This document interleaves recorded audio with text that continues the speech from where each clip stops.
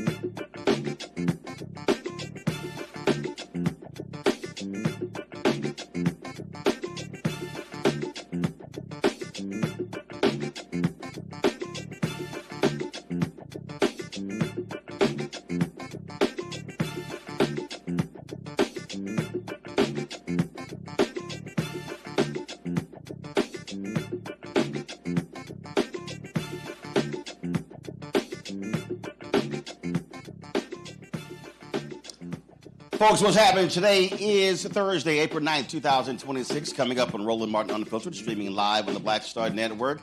I'm here on the campus of Virginia State University in Petersburg, Virginia, where we are having a conversation about today's politics, Virginia, but also what's happening April 21st when it comes to the critical referendum that changes the congressional makeup. We're going to talk about how that is going to impact not only Virginia, but also the country, and it will impact African Americans nationally as well. A stellar lineup of folks.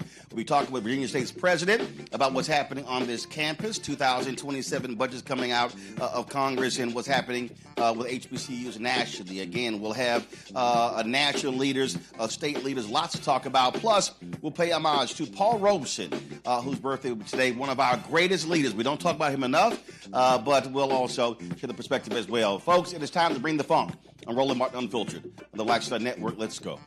He's got it. Whatever the miss, he's on it. Whatever it is, he's got the scoop, the fact, the find. And when it breaks, he's right on time and it's rolling. Best believe he's knowing.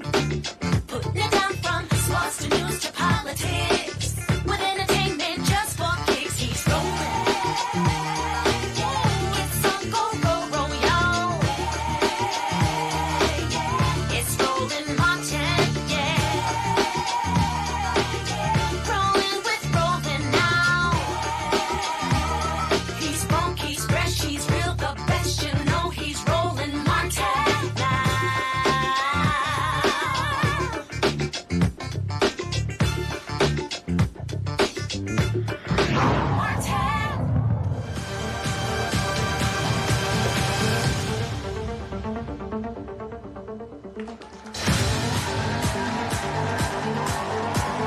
All right, folks, we got a packed house here at the campus of Virginia State University in Petersburg. We're live. Glad to be back here. Of course, we're here during the last election, and so glad to be back as well. Lots to talk about what's happening in Virginia. There's a special election taking place April 21st. Early voting is happening right now that will temporarily change the congressional makeup. It's a 10-to-1 map. it would favor Democrats over Republicans. And so what is happening right now is you've got white Republicans in this state using blackface Republicans to send out mailers that are frankly an abomination, as well as running commercials. And I told y'all the game that they play. And so if y'all actually watch this show, when you turn on our YouTube channel, they actually are running their ads before this show. So they went to YouTube to specifically buy this show. And so they're not paying us. They went to YouTube to run their ads. The same thing the MAGA folks did in the 2024 election. And so just understand, what is going on here. So we're going to be breaking down this referendum and talking about what's happening in the state as well. And so a lot of people we're going to be chatting with. Let's kick this things off with Samuel Parham. He's the mayor of Petersburg. Y'all give it up for him.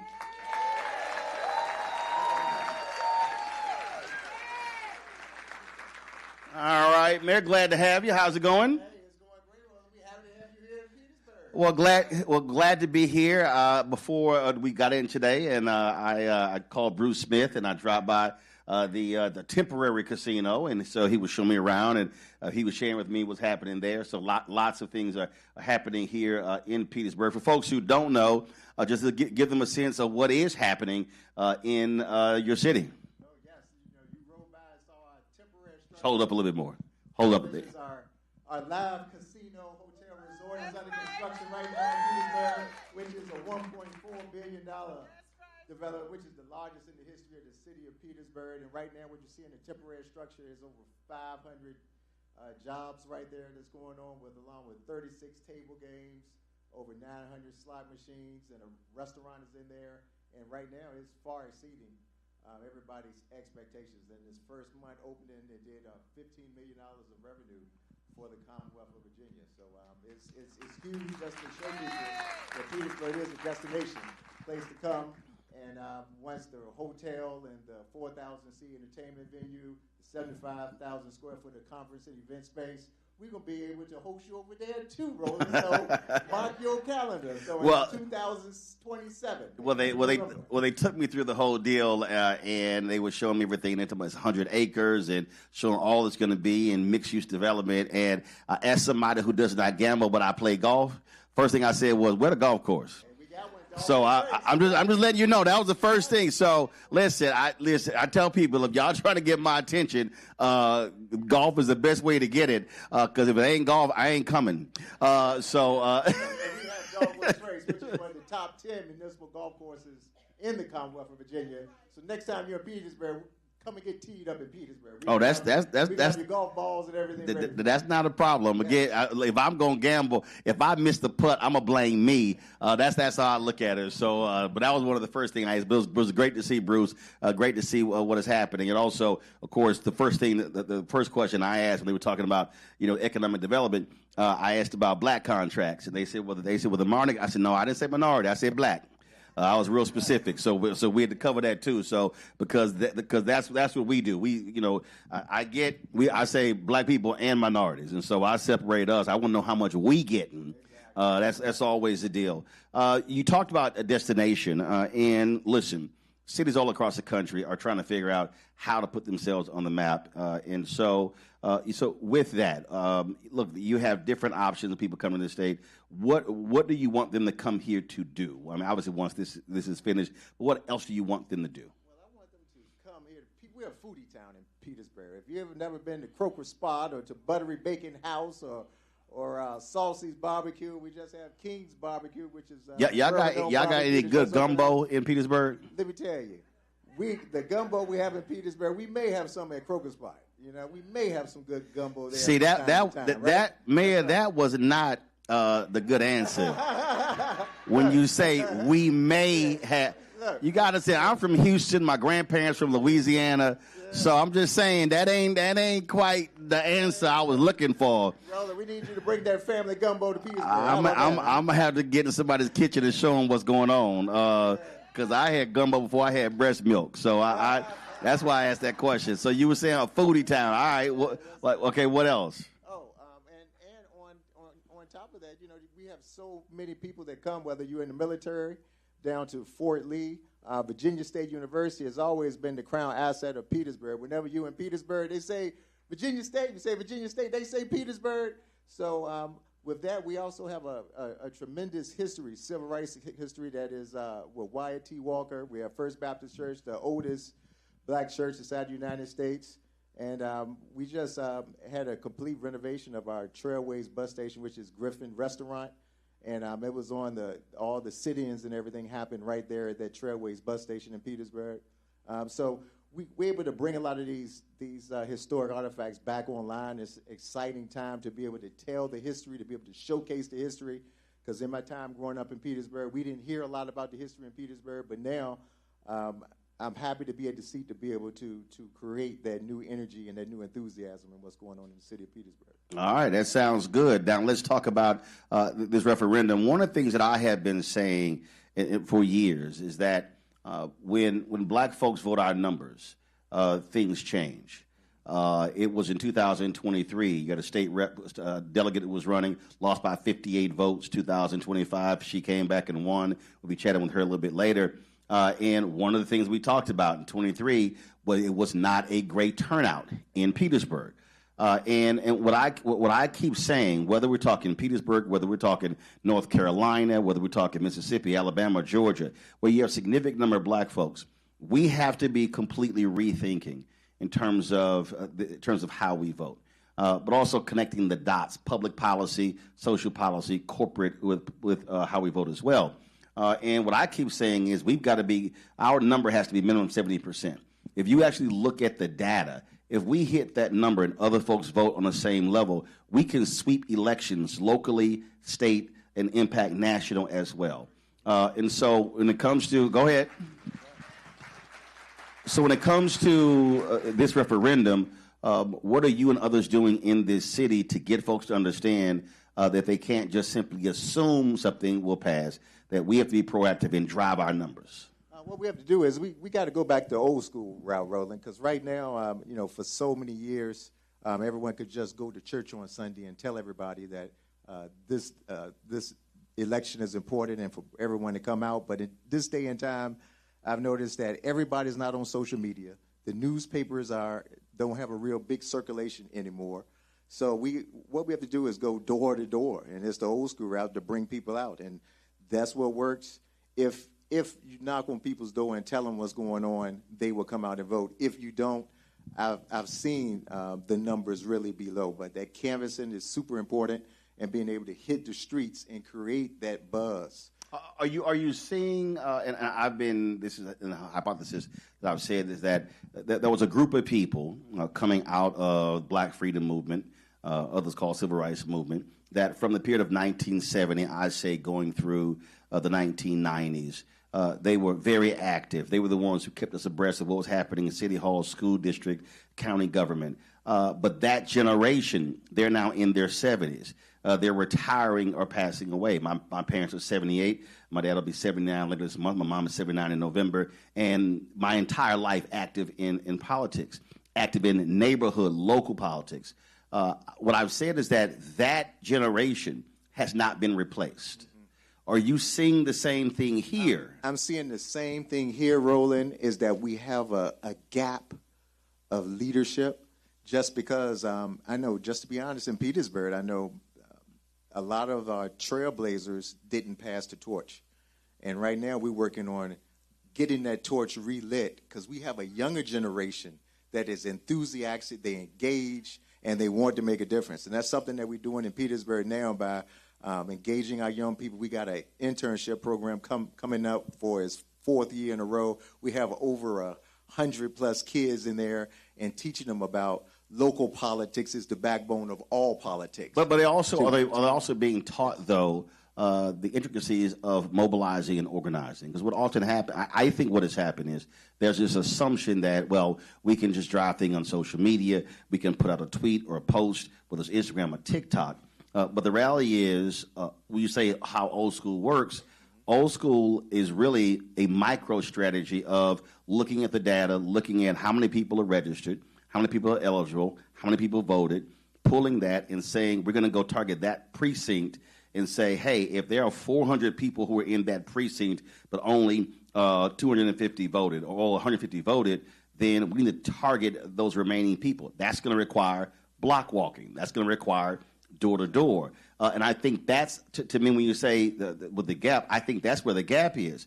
A lot of folks want to be about electronics as opposed to, no, literally having to knock on that door and have a physical conversation with someone about upcoming election. What do you care about? What are the issues and how there's going to be impact? I think that's where the gap is. It is. And I agree with you 100%. And like you said, we really got complacent in those days, thinking that that we just had made it and we didn't have to really insert ourselves back into politics in the city and also state and nationally. And I think we see from 2008, the city of Petersburg was number 2 in the nation as far as turnout per capita for Barack Obama.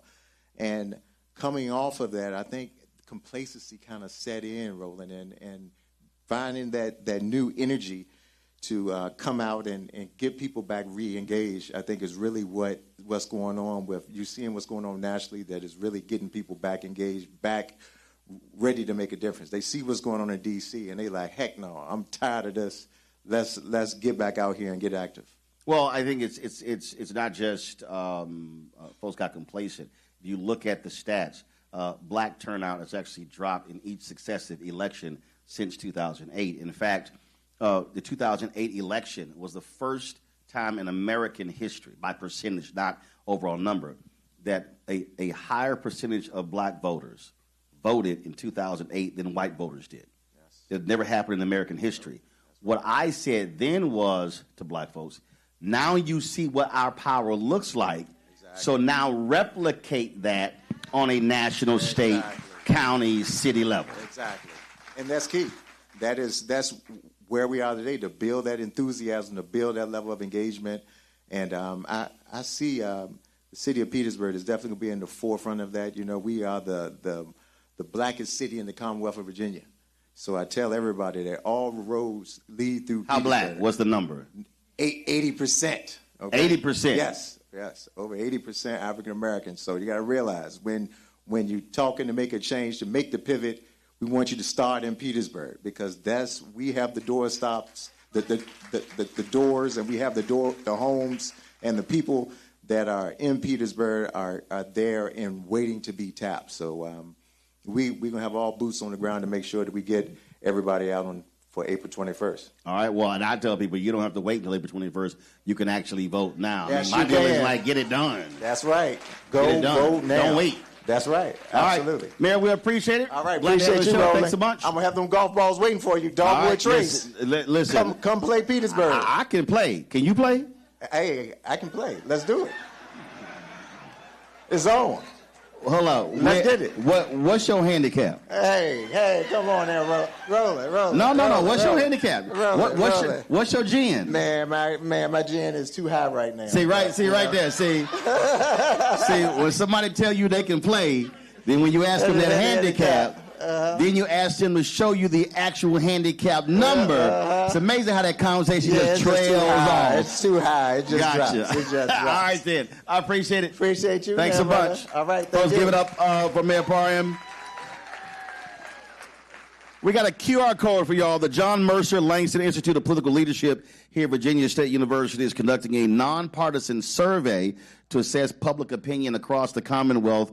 This study examines voter engagement attitudes towards electoral processes such as redistricting and perceptions of state and national governance. If you want to participate in the survey, there's a QR code on the screen. So everybody who's watching, everybody in the room as well, y'all pull your phones out, point it towards the screen. You can participate. It's not that hard. Some of y'all, listen, that is not a rhetorical question I just gave. It's literal, so you should be pulling your phones out to check that QR code out. And again, and if you want, you could take a picture of that. You can text it to other folks who are not here and share it with them.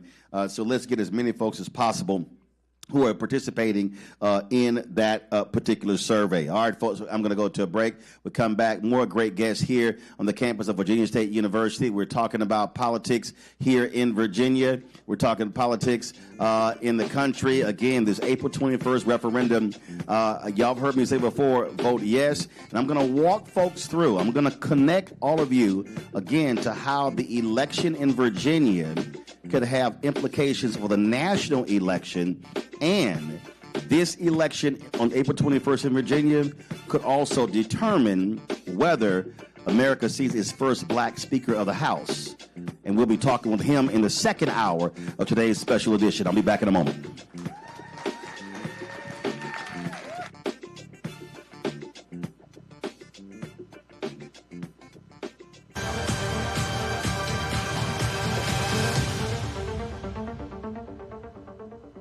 Virginia, we are counting on you. Republicans want to steal enough seats in Congress to rig the next election and wield unchecked power for 2 more years.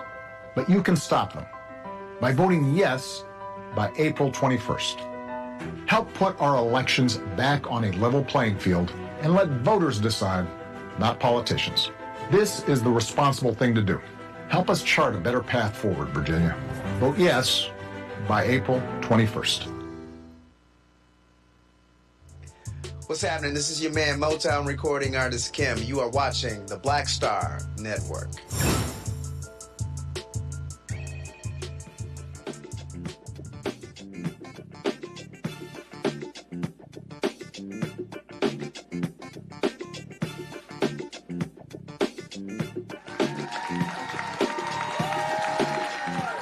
All right. We are back again. We are here, folks, on the campus of Virginia State University. Back here, we were here last year when they had the House election, when the multi-purpose center. Here we are in. What building are we in? Where are we? The Commons. The Alfred W. Harris Academic Commons.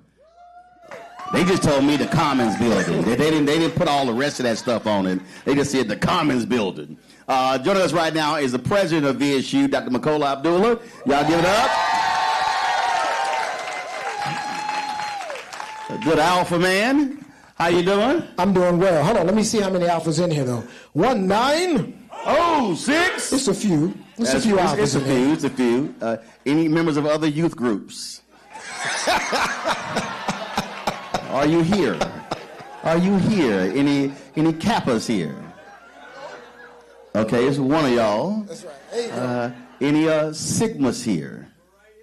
That's one. That's right. Got Terrell on my staff, so he's so happy he got somebody to talk to. Any Omegas here? Just Henry. He talking to himself. That's at 1. Henry ain't got nobody to talk to. He ain't got he's gonna talk to himself. Just go get a mirror. Any iotas here? No. Okay, so it'd be Henry and the iotas talking to each other. All right, then. Glad to see your brothers here. And, of course, brothers who are non-Greek. Any Masons here? All right. Boule? G5G? Brothers in men's ministry?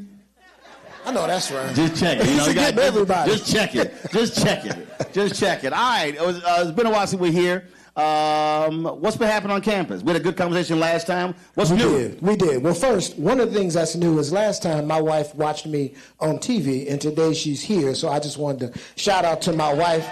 We've been married 30 years, and I'm trying to stay married a little longer. So you'll forgive me for doing that. The other thing is I think we have a few Trojans in the house. So can I get a Hail State? So we got a few Trojans in the house.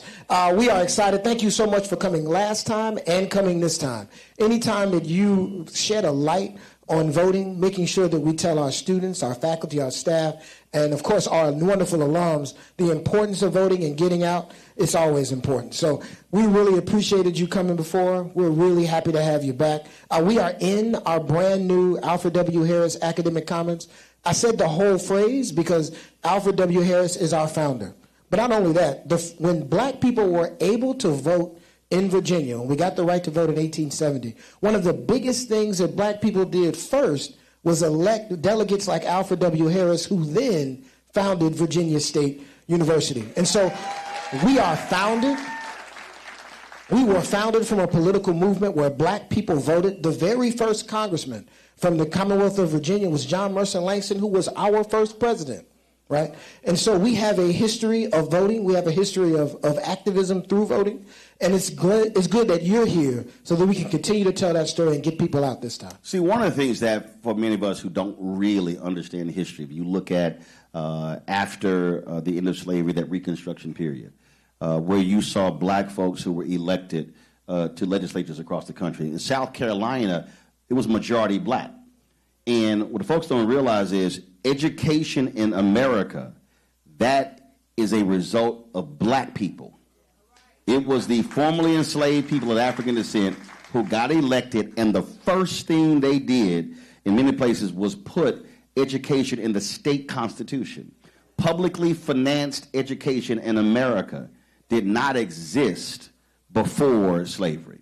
Look, that is a result of black people. And when they ran the black people out, they got rid of a lot of stuff except that. And so when we talk about publicly financed education in America, that is the creation of black folks. When black people joined the Readjuster Party here in Virginia and exerted their political might, the two things three. One was to get rid of the whipping post. The second was to make sure that all of our public schools, black and white, were fully funded. And the third was Virginia State University. And so you are absolutely right. Education has always been on our forefront. And we talk about turnout, and we talk about in terms of our involvement. Again, I'm going to go back to education. In the education of blacks in the South, 1860 to 1935, Richard D. Anderson. Black participation in education in Memphis was 92%. White folks in D.C. wasn't even at 50%. And I keep telling folk, former slaves said we couldn't read. They wouldn't let us read. So there must have been something powerful about that book, and they didn't want us to read.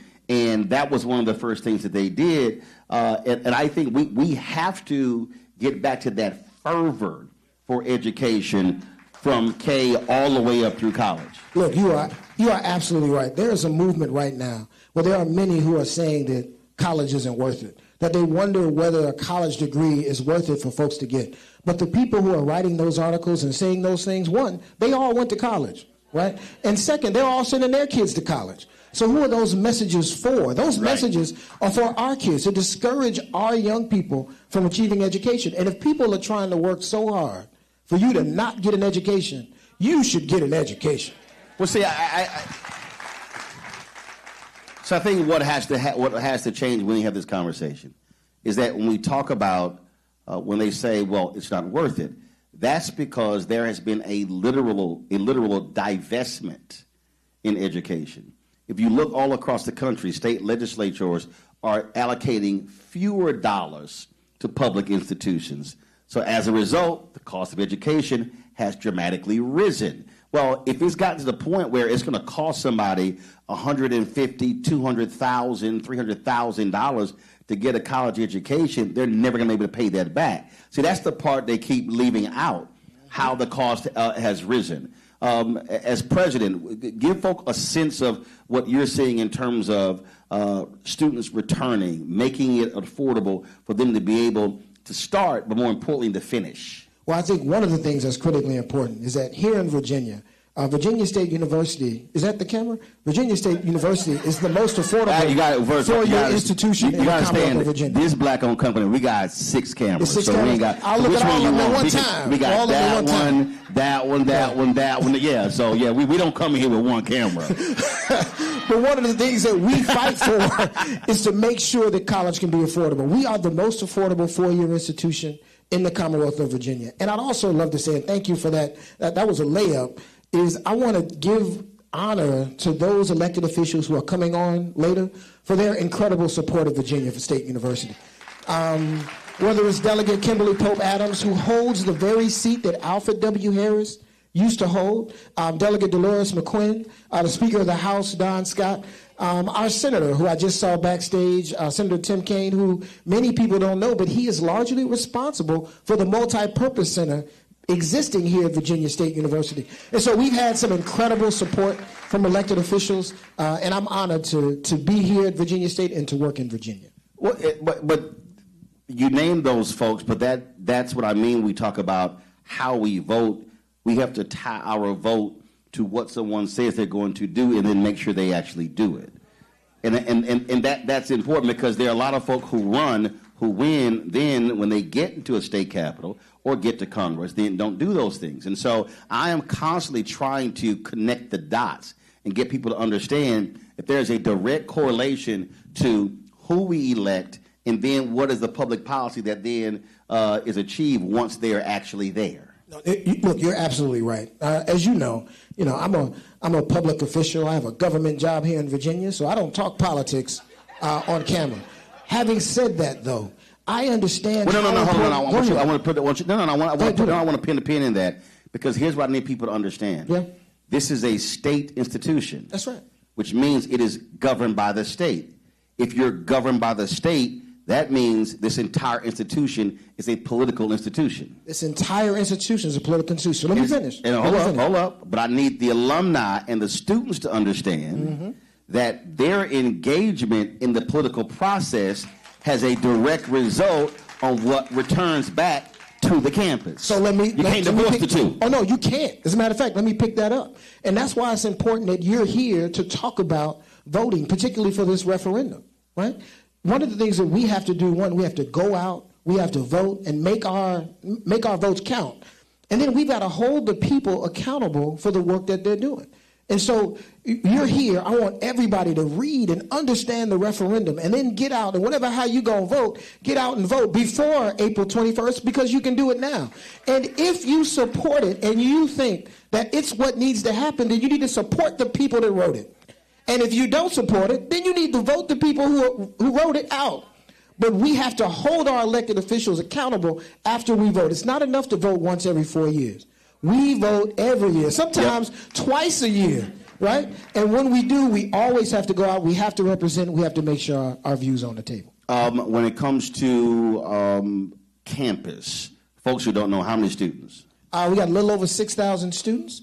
We're about 250 acres. We have a plethora of undergraduate programs and I believe 10 graduate programs. We are in the CIAA. Last year we won the basketball championship. We got the best students in the world here at Virginia State University. And we just completed, because you're sitting in it, a $130 million academic building that houses many of our academic programs and students taking classes in here now. We got a dormitory going up, a new welcome center going up, new things are happening at Virginia State University. As my communications person tells me all the time, greater happens here. How are you, because a lot of people don't realize that you can either be registered where you go to school or home. And so how have you all been letting students know, check your status, and if you're not registered at home, then you can actually register here and vote here? I want to shout out the political science organization here on campus, the group of students, and also SGA, along with our John Mercer Langston Leadership Institute, that really works hard to get the word out to students, to tell them, one, if they're local and they decide to vote local, where can they vote? If you're on campus, you vote in one place. If you're off campus, you're going to vote in another. If you're going to take an absentee ballot and vote where you are, how do you get that absentee ballot and how do you vote? We want students to vote wherever they feel most comfortable, but we need them to vote. Right. But as I tell them, you got to be registered first. You got to be registered to vote. And then vote second. A couple of more questions.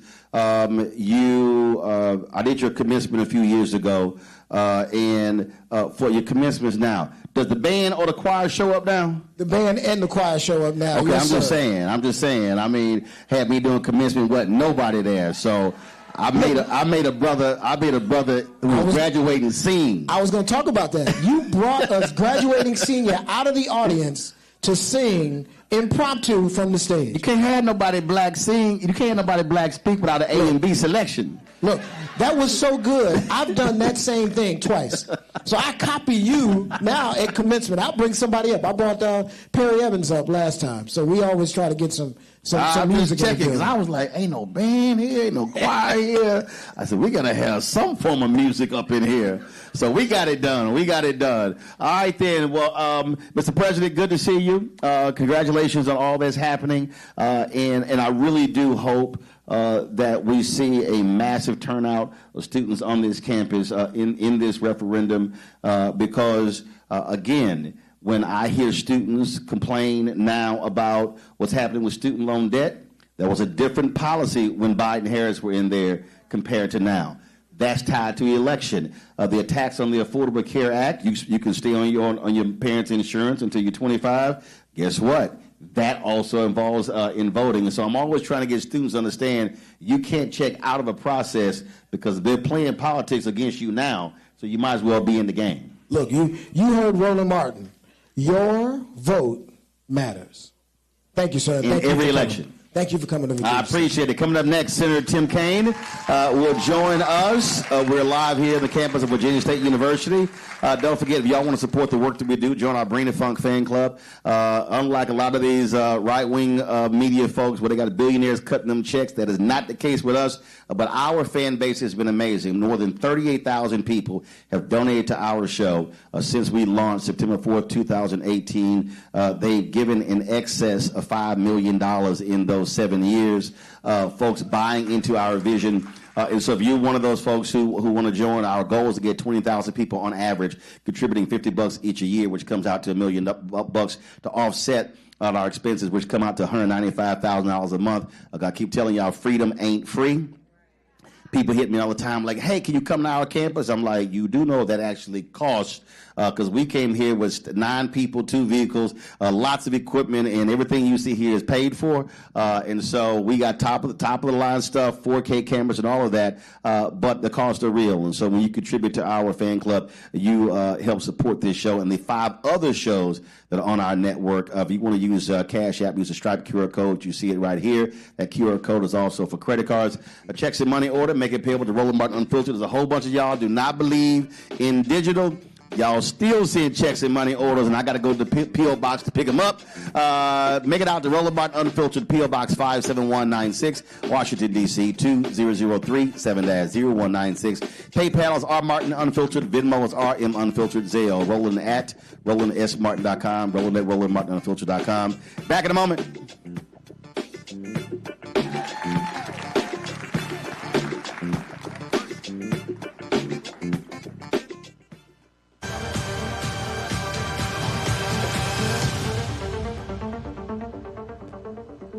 Why does it feel like we're going backward? Voting rights under attack, schools stripped of funding, Black history erased. This is the Trump MAGA agenda. They want to take us back. They are redrawing congressional lines in states across the country, deciding who gets power and who gets silenced. We see what this is, a power grab. Virginians won't be fooled. Show up, vote, take back our power. It's a temporary measure that gives the people, not politicians, the final say. Vote yes by April 21st. Hey, I'm Malcolm Lee, and you're watching the Black Star Network.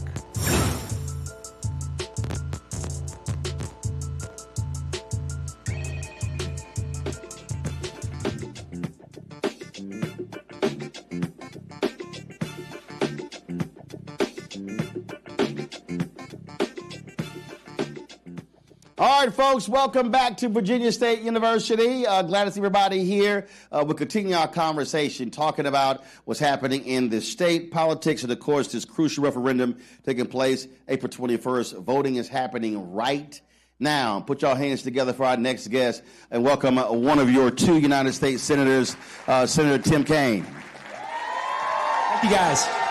Hey, Roland. How's it going? Good to see you. Glad to be with you. Yes, sir. Take a seat. Will do. All right. How happy? Hey, DSU. Great to be with you. How happy are you not to be dealing with these crazy folk in D.C.? Oh, my gosh. I have to come in Virginia to get my head reoriented. I'll be back in D.C. Monday, but it's been 2 weeks of traveling around the state, waiting to see if the House will finally pass the unanimous bill that the Senate passed to fund government. And they're stumbling all over themselves, but we hope they get there. I'm also. Do we have a ceasefire or not? What I mean, I don't know what It is a. It's a partial It's a partial, some parts of the country, some parts of the region, other parts not. We don't exactly know how long it'll last. The president changes his mind every day. Now, look, I'd rather have even a partial ceasefire than a war that's illegal and unwise. And we got to make it permanent and then find a solution that works for everybody. I started with those two things because what I'm always trying to do is getting my audience to understand you have to connect the dots. And when I travel around the country and people say, man, this country is going to hell, I want to do something. They say, I don't know what to do. My first thing I ask them, what are the one or two things you care about the most? And I want you to start there. But I then try to connect the dots that whatever that issue is, and I don't care what it is, I don't care what the issue is, you can connect it to D.C. because even if there are things you're trying to get funded in Virginia, their stuff comes funded from D.C. Stuff that gets funded in your city may come from the state through a community development block grant fund that's still coming. Yep. And so I think a part of this, we have to connect the dots in a much different way for people to understand politics at its most basic level. Can I connect one dot with you? So in this war, last week we heard the president's has sent us a defense budget that goes from $800 billion to $1.5 trillion. And he said, Medicaid, child care, Medicare, we don't have enough money for that. We're fighting wars. You can't increase the defense budget by that much without taking it out of other programs. And so we're going to see a budget that isn't, the headline might have been the increase in the defense budget, but buried in the details is all the cuts that they're making. Yeah. Pell Grant, there's a Pell Grant shortage. We could be doing that. We could be giving people more health care. The $200 billion that they want as a supplemental for Iran, that would have funded the ACA tax credits for like 7 years. They weren't willing to do that because they wanted to do tax credits for the top tax giveaways to the top 1%, and now we're going to do more in war and claim we don't have enough money to get people health care. But not only that, we broke it down just the other day on the show, the proposed cuts that they are sending, cuts to HBCUs, yep, cuts to affordable housing, cuts to opportunities for black-owned businesses. Mm-hmm. So we listed all of the things that they want to cut that specifically impacts African Americans. Yep.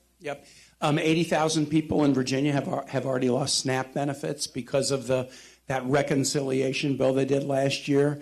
Tens of thousands have lost health care because they wouldn't extend the Obamacare tax credits. We already have in Virginia health care providers that are closing because of Medicaid cuts. 3 primary clinics in the Shenandoah Valley and Farmville. They just shut the labor and delivery ward at the main hospital in Farmville. So if you're going to have a baby there, you got to drive a long way rather than having a baby at the hospital right in town.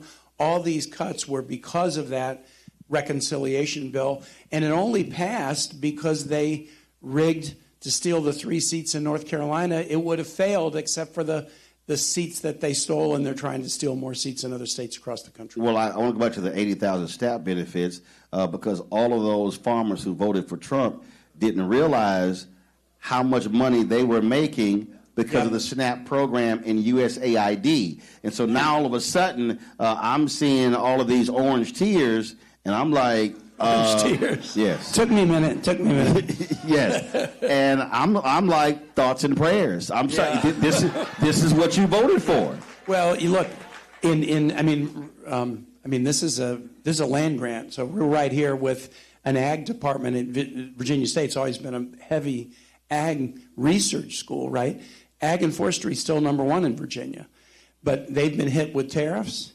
They've been hit with indiscriminate immigration raids. And they're hit with these cuts. Rural Virginia is most dependent upon Medicaid. So when Medicaid cuts happen, it's not the hospitals and cities that close. It's hospitals and clinics in rural Virginia. And you're right. I think some are starting to say, hold on a second. This isn't what I wanted. Maybe you didn't want it, but it is what you voted for. You mentioned the 3 seats in North Carolina. And again, trying to get people to think differently. And I've seen all the commercials. I live in Northern Virginia. I've seen the commercials. I've seen the mailers. I've seen those things. I've seen, again, the orange tears of conservatives in this state who were very quiet with what happened in my home state. Yep. Understand, I'm still a registered voter in Texas. my home was in the 30th Congressional District of Congresswoman Jasmine Crockett. Yep. I follow, my parents live in my home there. All my family's in Texas, so I know it very well. The reality is, this entire gerrymandering fight, this mid-decade, this started, this cycle with Donald Trump saying, give me 5 seats in Texas. Yep. That's where it started. Mm-hmm. So when you hear a lot of the Republicans who are complaining about what's happening now in Virginia, they were quiet when that happened. Yep. They were quiet when, in Missouri, the Republicans took the seat of Congressman Emanuel Cleaver. Yep. They were quiet when Republicans in North Carolina took the seat of Congressman Don Davis. They were quiet in 2022 when Ron DeSantis took the black seat in northern Florida. Yep. So what people don't realize, the Republicans have actually taken 5 black seats through gerrymandering, but they're complaining about 10-1 in Virginia. Right. It is a complete double standard. And just use the North Carolina as an example. When North Carolina GOP did it 23-24, took 3 seats, that was the margin that passed the reconciliation bill. Actually, I want you to go before that. Yeah. Because the Republicans had a 10-4 majority in North Carolina. Yep. When the Democrats took control of the state Supreme Court, they got rid of gerrymandering. It was 7-7. Yep. When folk did not vote, Sherrod Beasley lost by 401 votes. Republicans took it back. It went back to the old map. That's where those seats came from. So that was a point where it was 7-7. Sure. But that's also an example of folks not voting in the state Supreme Court race, which impacted gerrymandering. And so people have said to me, oh, well, so North Carolina did something. Why should Virginia? Well, if North Carolina did something and the result is Virginians lose Medicaid benefits, Virginians lose SNAP benefits, as Texas is going to make it worse and our people are getting punched, you can't just stand around and do nothing. And I'll tell you the other thing, Roland, that I feel very strongly about, and this is a question for the audience. What is the likelihood that if Donald Trump doesn't like the election results this November or in November 2028, what's the likelihood that he'll try to interfere with them and overturn them? We've already seen him do it, so you have to say it's near 100%. Well, first of all, you already have the new head of Homeland Security, Mr. Fight Club, who has made it clear that if they need to send ICE to polling stations, they will. I don't trust them at all. Right. What we are seeing, and they complained about this here. We literally are seeing an absolute assault on everything about voting in this country. Yep. We are seeing an assault. This is, for me, a Jim Crow 2.0 when we see the attack. This Louisiana versus Calais decision is going to be devastating to black politics across the South. And what they do not want people to vote. We'll cue this up. 1981, Paul Weyrich, who was the co-founder of the Moral Majority, founder of the Heritage Foundation, said in a speech in Dallas, Texas, we do not want everyone to vote. Yep. That's the Republican Party line. And let me connect to that. How about voting by mail? The president just voted by mail in his home district, but he's trying to wipe out voting by mail for everybody else. Why would he do that? Why would he do that? If they're going to maybe send ICE agents to polls to intimidate people, they're not going to be able to intimidate people from dropping a letter in a mailbox. So if they can wipe out vote by mail, if they can wipe out early vote, and so you have to go to the poll, then they know where to flood the zone on Election Day and try to intimidate people. Well, they attacked assaults to the polls, Sunday voting. Right. They attacked early voting. In North Carolina, the federal court ruled there was surgical-like precision where they targeted black voters during early voting. And yet they upheld it, and the Supreme Court upheld it anyway. Yeah, so I need people to understand this is not just a political insider conversation. No. This is an attempt, if they know based upon numbers, and because they've actually said it publicly, if more people in America vote, they lose. They've actually said that. So my whole deal is we see what's going on here. Yeah, and let me say something that is completely factual. It'll sound partisan. It's completely factual. Donald Trump tried to interfere with the election January 6, 2021. Insurrectionist. He'll do it again. He'll do it again. You got to have a Congress that will stand up to him. In 2021, the Virginia congressional delegation was 6 Democrats and 5 Republicans. Did the 5 Republicans in the delegation stand up to Donald Trump? No, they voted to decertify the election. They went with Trump. You got to have a Congress, an Article I branch that is willing to stand up and check a tyrant. You have to. I'll say this here. I mean, I've never identified as a Democrat, Republican, or independent. I'll make it clear I'm black. But I have to say this here.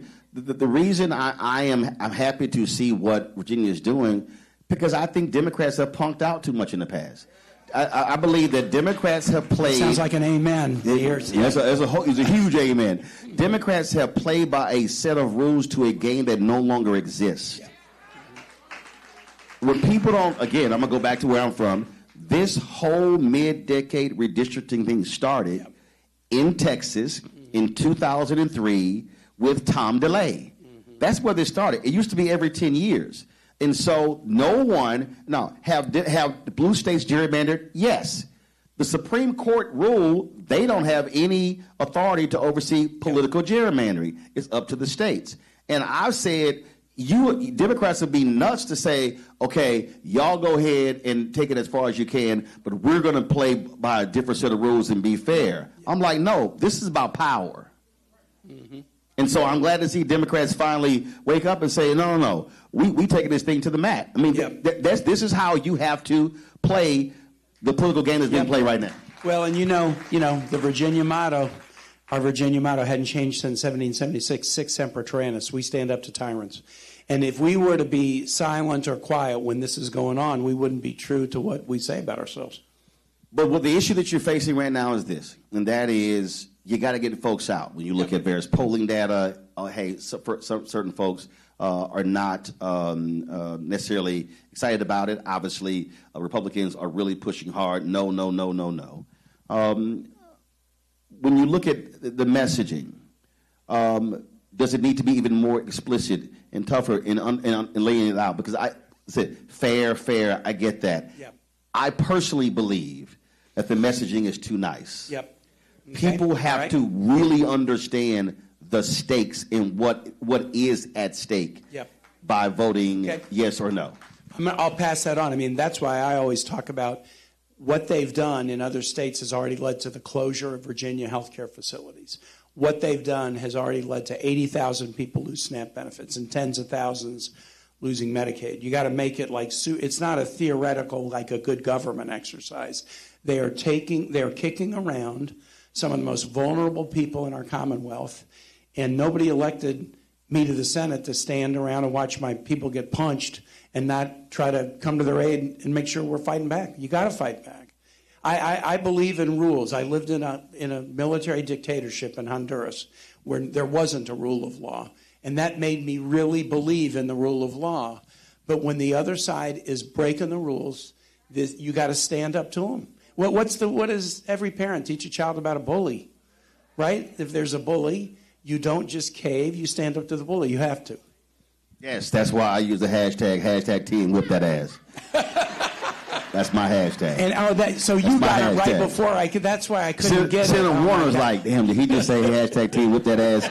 Yes, I did. Hashtag WHIP DATASS. That's what I said. Yes. Yes. Because I say that because again, I need that's a Texas the Virginia translation of whip that ass is sic semper tyrannis. Yeah.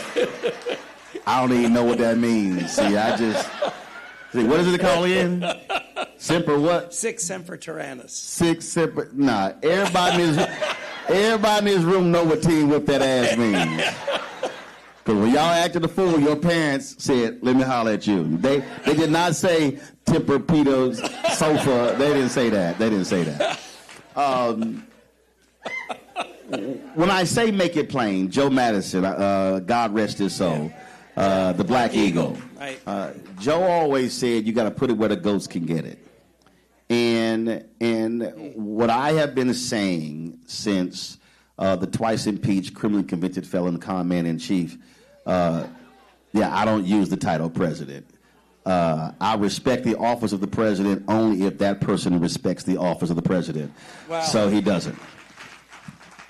And so I've been very specific by saying that what we are seeing is an effort to defund Black America. And what I need people to understand is that this is a literal war that we're in the middle of. Project 2025 was their game plan. Yep. They gave it to folks. And people still who didn't vote now are going, oh my God. Right. I mean, when I listen to these largely white farmers go, I didn't vote for this. Yes, you did. Mm-hmm. You just didn't read it. Mm-hmm. We tried to. And so I think we have to be as clear to people as possible what is going on, because the agenda that they're trying to execute is one that does not look out for that everyday common man. I keep saying the folk who support Trump, he won't even let them walk through his hotel lobby. Mm-hmm. But they're confused thinking he supports them. And people have to realize, like, this is a war over the next 30, 40, 50 years. That's what we're facing right now. Yep. Well, I would say in Virginia, because we're so military, people are really seeing what this president is doing. He said he was going to be a peace president. He was going to end forever wars, and said he started more wars in his first year than anybody in office. And he said he was going to focus on bringing prices down, both because of chaos and tariffs, and the wars that he's starting, prices are going up.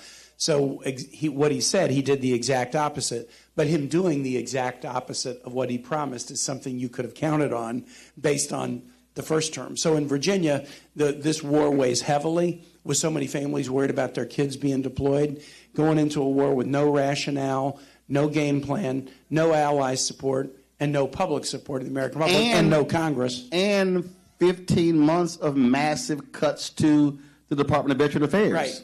Massive cuts. They just what was the housing program for veterans? Yep. That just got torpedoed as well. Yep. That was a program specifically to help veterans get in houses. Yep. They got rid of it. Mm-hmm. Yep. And more and more and more, and that's why I know Senator Warner's here.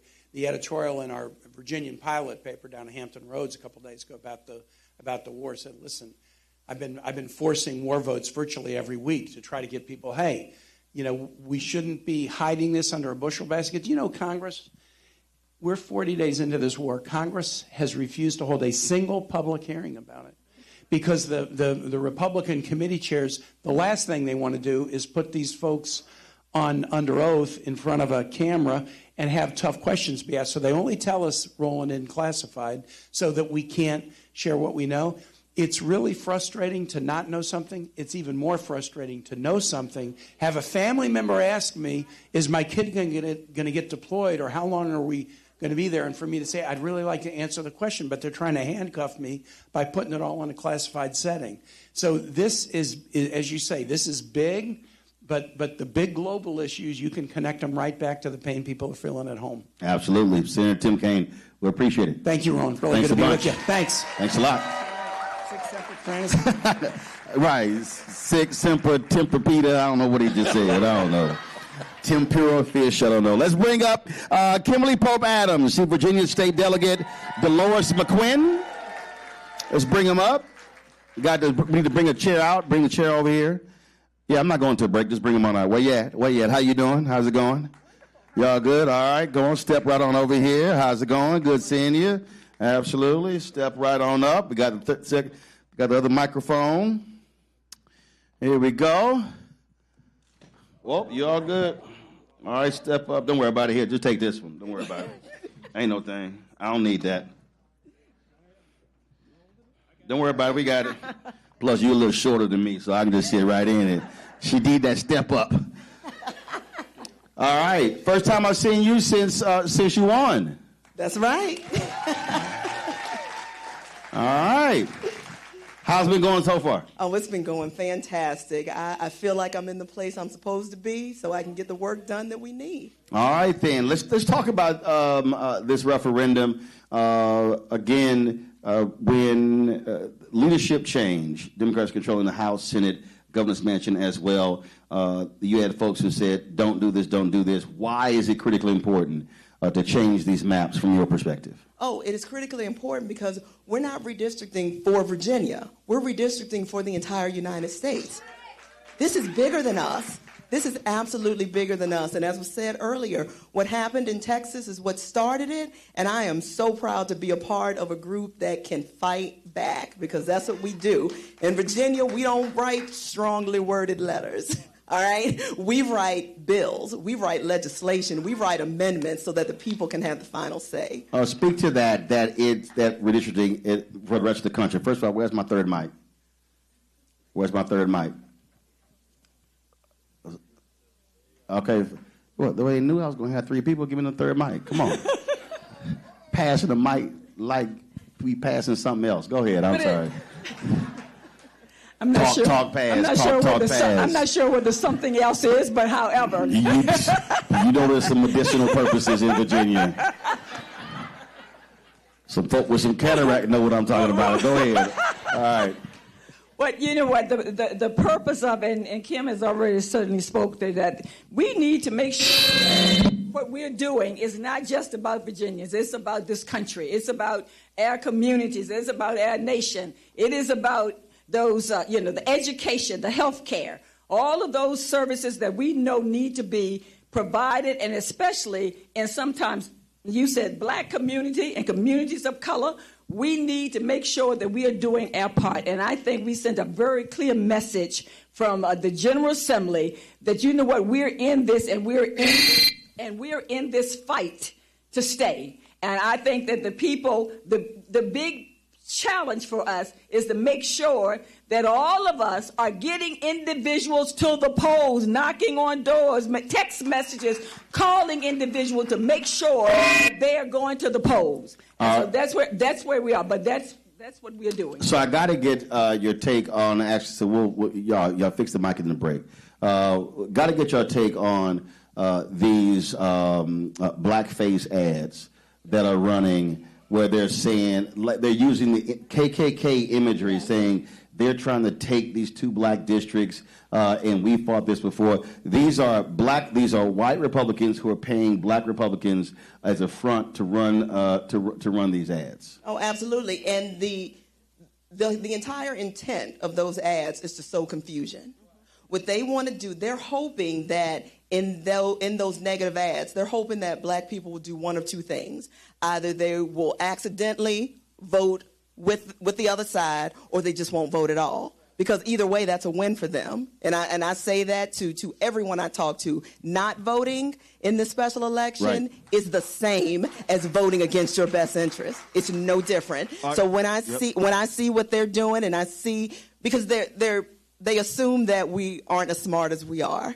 We've always been smarter than they've given us credit for, and this time is no different. People are going to see those pieces of mail, they're going to see those ads, and they're going to know what to do. They're going to know to vote yes. Are you hearing from your constituents that this is confusing? Absolutely. Many of them are confused, and that's why when I say it's incumbent upon us, all of us, not just elected officials, not just the church, not just preachers, but every last one of us, to tell someone else, you need to go to the polls or take them to the polls, do the early voting. It is so important because people are confused, and especially the elderly population. And so we need to make certain that we are helping them to understand what's going on. When they saw the picture of President Obama and the governor saying no, then many of them called me because they wanted to know, well, what is this all about? I even had a minister to call me and said, I thought that we're supposed to vote no. How did you...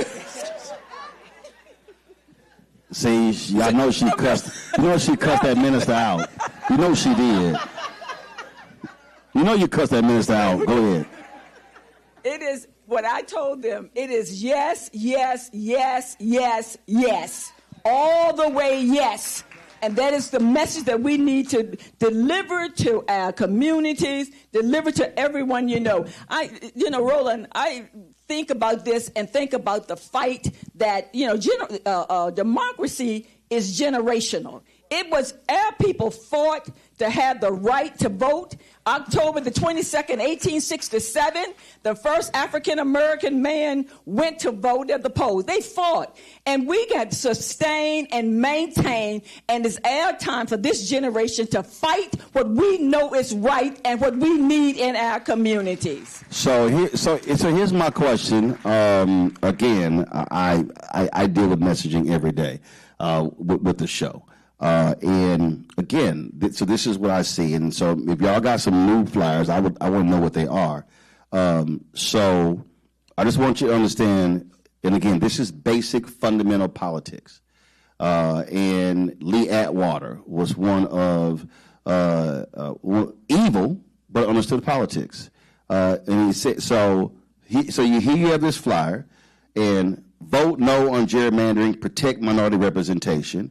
And then you've got this huge photo of former President Barack Obama. And then on the back, let voters decide, not politicians, Barack Obama. Huge photo, vote no today.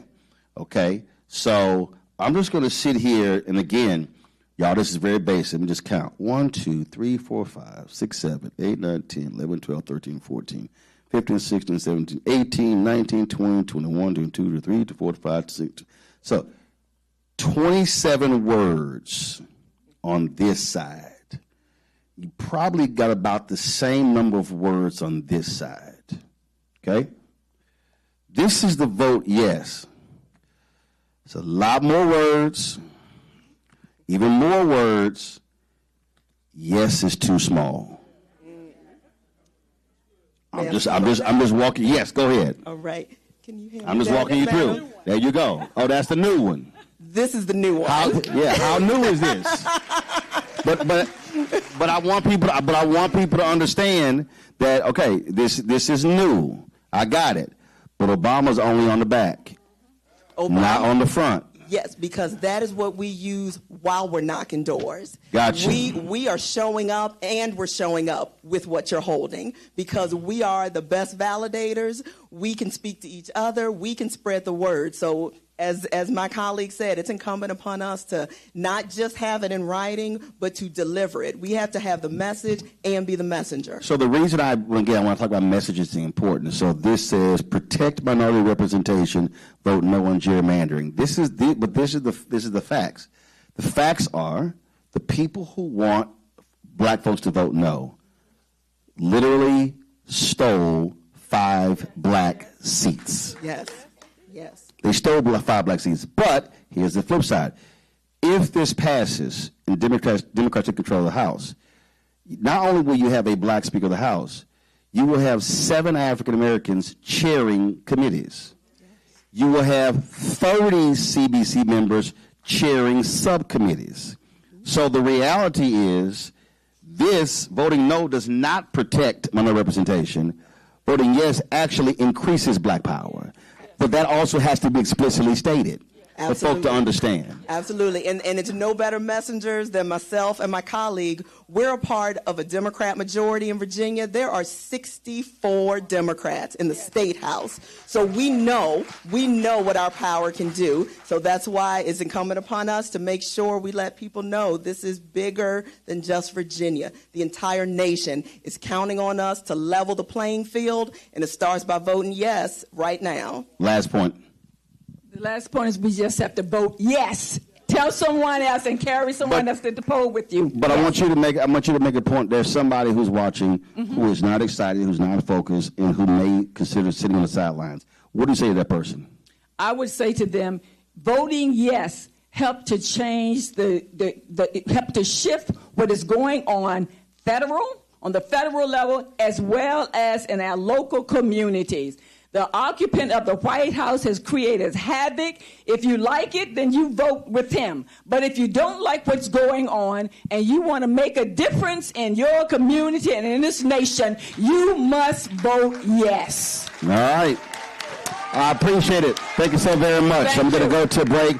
We come back, we'll talk with Virginia Speaker of the House, Don Scott, as well as Senator Mark Warner. You're watching Roland Martin Unfiltered right here on the Black Star Network.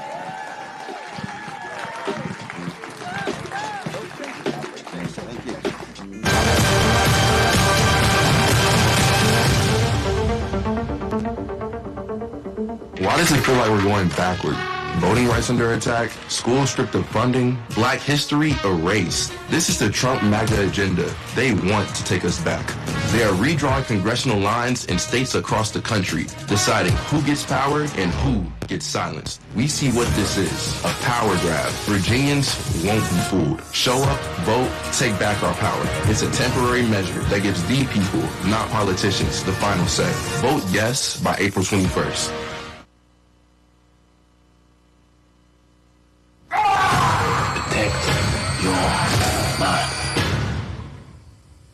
I love you, son. And your mother. More than anything. And I'm gonna keep doing the best I can to prove it.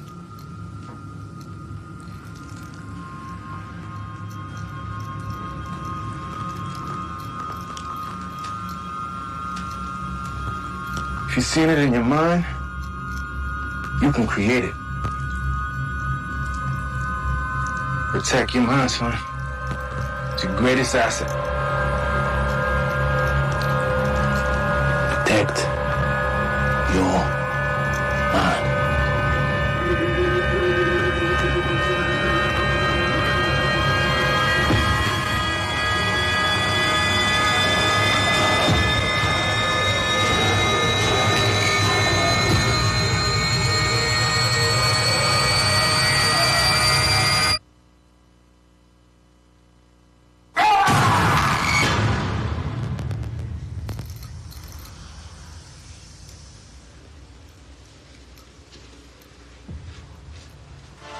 Decade of love, joy, and power. Black Voters Matter is 10 years old, and we are just getting started. This is love with a purpose. This is black joy in motion. This is unstoppable power. Across campuses, neighborhoods, and back roads. Let's go! We show up, not just to vote, but to be seen, to be heard, to belong. We ride together. We organize together. We remind each other that our voices matter, because they always have. Black Voters Matter is about more than ballots. It's about housing and healthcare, clean water and living wages, education, reproductive freedom, and dignity. It's about turning pain into action, turning belief into movement, turning community into power. We don't wait to be invited. We bring the energy. We bring the love. We bring the people. Because when black communities come together, we don't just survive, we thrive. This is how change happens. This is how history moves. We organize, we build, we win. What's up? It's Talib Kweli. I'm CEO. This is the Black Star Network.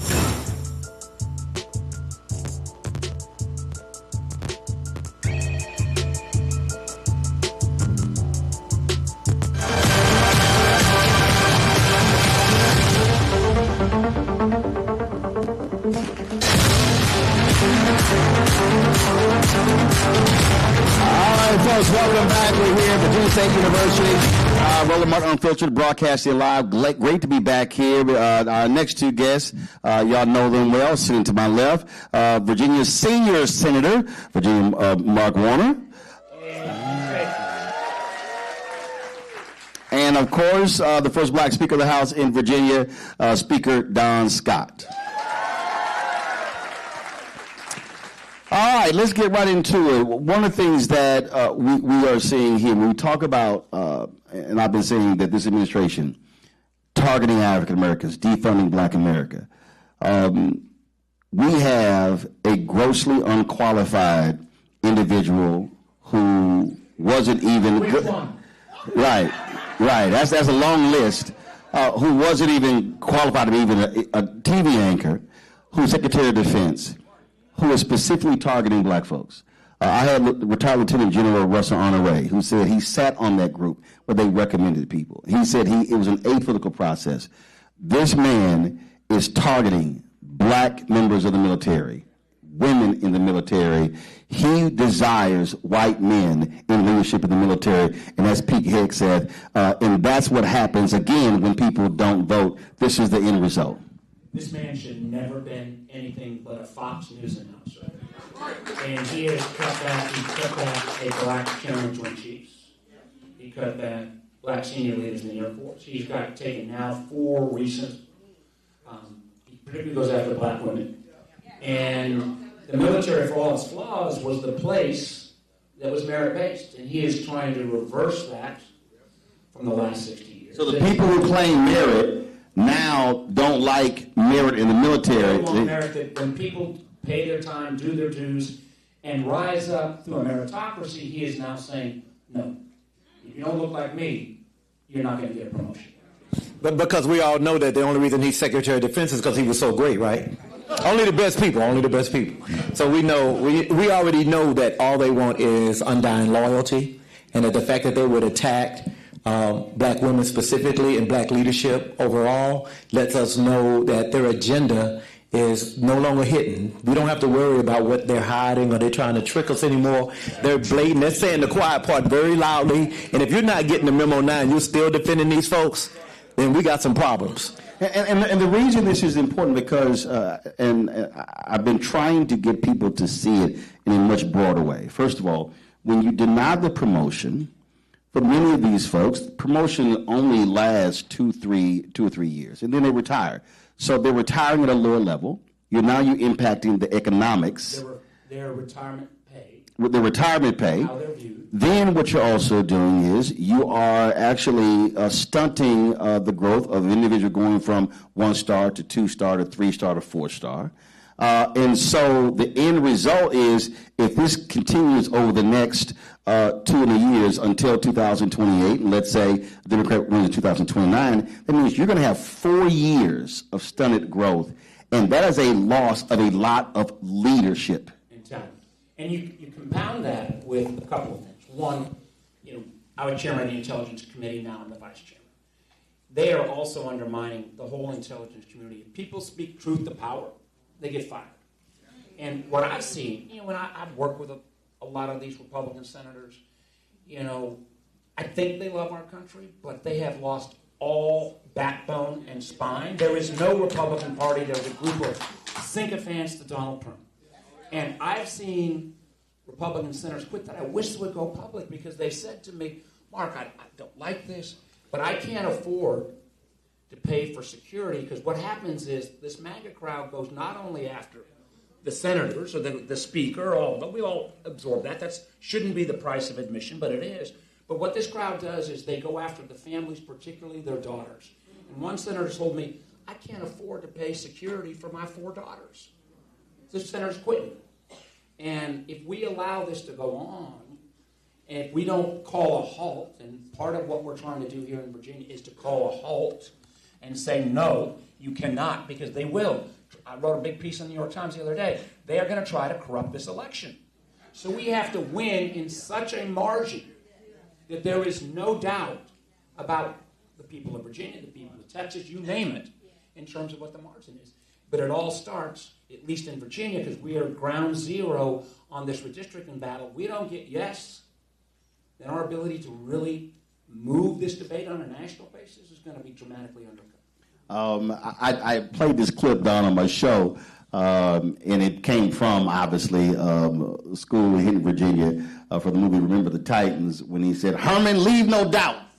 And my deal is that's what has to happen at the ballot box. Leave no doubt. We must overwhelm the ballot box, and so they understand what's going on here. Because, again, the attacks are very clear. The attacks are in every area. It's impacting all Americans, but specifically for African Americans. We're talking academics, business, health, science, civil rights, social justice, nonprofits, small businesses, every single sector. That is part of their agenda. And they are literally angry. Project 2025, Heritage Foundation, they believe that America began to decline with the passage of the 64 Civil Rights Act, the 65 Voting Rights Act, and the 68 Fair Housing Act, and everything that's happened ever since. And this whole point we talk about elections, I mean, first of all, Virginia just taught the nation how to vote and how to win. We just did it in 2025. Abigail Spanberger won by 15. We went from a 51-49 majority in the House of Delegates to a 64-36 majority. We know. Led by this speaker. We know how to win elections. Yeah, I ran him hard, put him up wet. But and get ready to do it again for yourself, and I'm gonna do the same for you. And so this is what we need to do. We need to make sure that we get Senator Mark Warner reelected. We cannot play around with these people. We cannot play around. This is not the time. We know, when Roland talks about that, I was born in 1965. I know I look good for my age, but I'm 61. And 1965 was the same year. March 7th was the day that, John Lewis walked across that Edmund Pettus Bridge. I was born on March 5th, so I like to say I watched it on TV and I was inspired at 2 days old. But in our lifetime, y'all, they're trying to roll all of that back. This is not ancient history. This just happened. And so in our lifetime is when America began to realize the real call of its promise, where everybody got to participate in the democracy. That's what we're doing right now. Be true to what you put on paper. And they put it on paper, and now we're holding them to their account. And now that we are, listen, we're the most feared part of the electorate in the world right now. The black vote in America, the black vote in the Commonwealth of Virginia. If we come out and do what we need to do, that is why they are lying in those flyers every day. They sending those flyers out just lying. They lying on Abigail Spanberger. They lying on President Barack Obama. They sending out anybody. They know that because our power is so strong. When we unite, we get to have a voice in every part of this country. And as a veteran myself, unlike the president, President Bone Spurs, my grandfather was a veteran. My father was a veteran. I'm a veteran. I take a back seat to love of this country to no one. And so if we really want to show our love to this country, we have to stand up and vote. We need to participate. As the senator said, we need whatever they want to, whatever try to roadblocks they put up. You need a passport? Okay, I'm going to get that. We need to be prepared and be ready now because we can't wait until after this happens. They're telegraphing what they're going to do. We need to be ready to participate. See, Senator, when we talk about power, when we talk about the use of power, I go back to 2016. Antonin Scalia dies, Supreme Court Justice, and then President Barack Obama, and I absolutely disagreed with naming Merrick Garland. I was very much on record. And I said then, they're not going to give this man a hearing. They held that position open. Mitch McConnell said voters will decide in November. And what I am trying to explain to people now, if Democrats hold Georgia, win North Carolina, then you look at Maine, you look at Iowa, you look at Alaska, you look at the potential is there, potential to go 53-47. What then happens is they can't get anyone through the United States Senate. And I said, and I'm very clear, if anything happens with any Supreme Court justice, if Dems take control, say, nah, we ain't having no hearings to the next election. And my whole point there is when somebody else is exercising power, then they have to be on the receiving end of power. People have to understand this is the reality of politics. This is where we are now. Amen. But I want to go back to one of the things the speaker said. My first full-time venture in Virginia politics was 1989 when I had the honor of being Doug Walter's campaign manager. Got to know Delores and others. We went from that being the capital of the Confederacy to what happened, what the governor did, Lieutenant Governor, Attorney General, but this young man here, we're the only state in the country that's got a black speaker. We're the only state in the country that's got a black chairman of the Appropriations Committee in the House, a black female chairman of the Senate Finance Committee, and she works it up pretty good, Louise, a black head of the Democratic Senate Caucus. This translates into power. And of the 64 members, how many of those new members of the 13? 7, 6, 7, 8. One of them right there, Kimberly Pope Adams, right up from Petersburg. And that translates into being willing to take on a bold thing. This man had to convince me. This is a bold thing that we're doing to push back at this level in Virginia. But when the other side is adhering to no rules, no morals, no ethics. A lot of y'all have given me crap over the years that I was too bipartisan. I'm in the phase right now. If the Republican Party comes back, I'll be bipartisan again. Until that time, kick their ass. All right.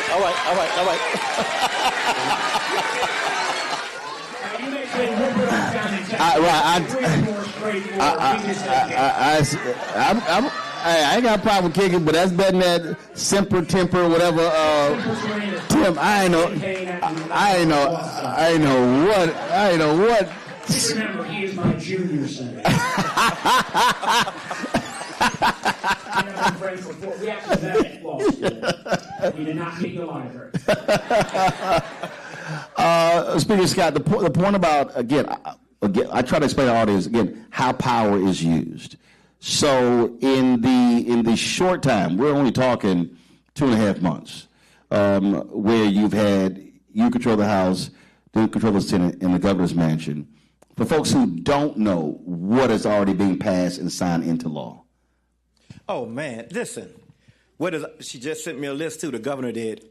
Today, who in here would want their family member supporting a family making what's the federal minimum wage, $7.25? $7.25. Who gonna work for that? Raise your hand. Okay. Right now in Virginia, we bumped it up to $13, but now we just passed a bill guaranteeing the minimum wage at $15 an hour. That's a living wage.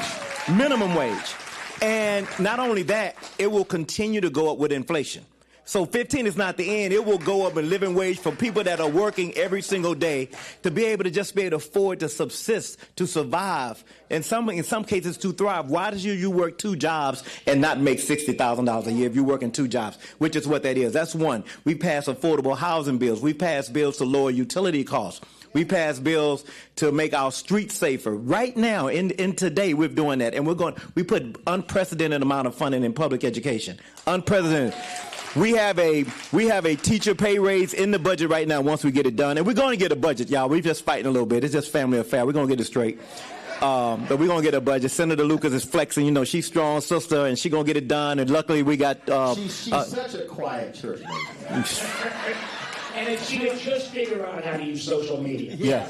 But she'll be joining us tomorrow from Norfolk State. Yeah. Look forward to having her. But she's fighting, and we're fighting to make sure that we do all of the things. One of the things that I was asked about this moment that we're in right now, our ancestors would be so proud of what we've done and what we're doing right now here in the capital of the Confederacy, as the governor said. But not only that, they would be ashamed if we didn't stand up in this moment and fight back right now to make sure that our children and grandchildren don't have to have that fight the next generation. We need to do our work right now. Each and every one of us, regardless of race, creed, or we need to do our work right now because dude is crazy. Dude is going to war. He tweeting out on Easter Sunday. He tweeting out stuff. He cursing and acting a fool on Easter Sunday, and just trying to control. He's actually a Christian, so. Well, I mean, but at least he can pretend. All right, so. Well, you know what he say, 2 Corinthians. But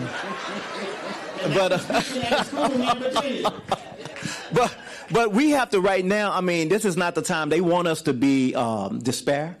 They want us to panic. But what we've always done in moments like this is we've organized.